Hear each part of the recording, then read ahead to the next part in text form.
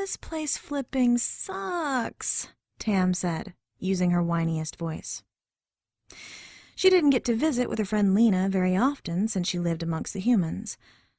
Tam was stuck living in the Hall of the Gods. She was taking full advantage of the rare social call by laying all her problems on the seer as thick as possible. I mean, look around, she added, gearing up for a full rant. There's not one man in this joint I'd be willing to sleep with. Lena's bright pink hair, which stood out in a spike above her head, tilted from side to side as she did as Tam ordered. Her eyes widened, showing her confusion.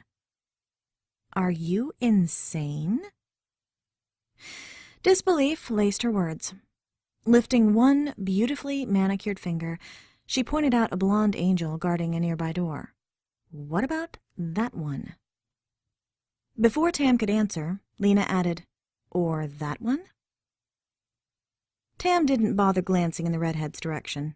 She knew, without looking, both men wore matching black kilts and nothing else. Their golden, muscular bodies were a common sight in the heavens. Bloody freaking hell, Lena. All these guys are 3 feet taller than me. What am I supposed to do with them, I ask you? They're... She made a swirling gesture with her index finger, searching for the right term. Pricks. Yes, she said with a nod, deciding she liked that word. They are probably the size of my leg. I'd be killed. A snort of laughter escaped Lena. She covered her mouth as if attempting to hold it in. Tam's nerve endings lit up at the sound.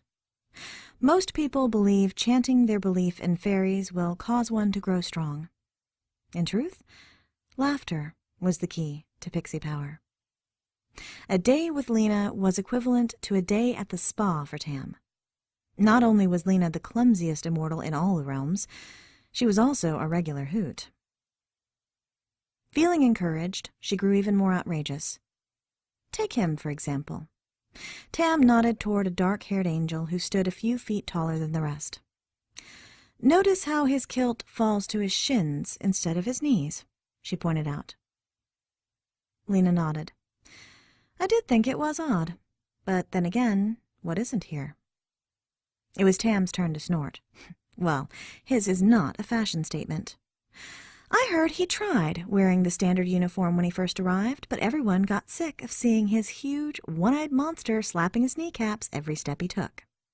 Mistress Katrina finally made him wear a longer one. Lena openly gawked at the man in question. Leaning over in her chair, she tried to peek under his pleat before losing her balance, almost landing on her face. Catching her stare, the man began to inch the plaid upward as if fully prepared to relieve Lena's curiosity. Thomas! Tam cried, admonishing the wicked angel. With a wink in Lena's direction, he turned away. Lena didn't look the least bit ashamed as she attempted to right herself. Too bad, she sighed. I've never seen a knee-slapping monster before. Why don't you leave? Wasn't that the $1 million